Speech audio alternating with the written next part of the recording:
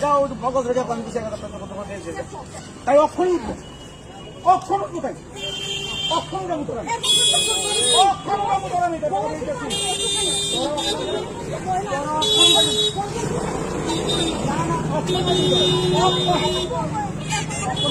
হ্যাঁ এমনি কথা বলো তার দিকে কেউ বলতাম তুই কে কথা বল না না কেলে দেবো আমি কিন্তু তার তুই পারা হ্যাঁ তো তাহলে অক্ষণ কথা করতেছি অক্ষণ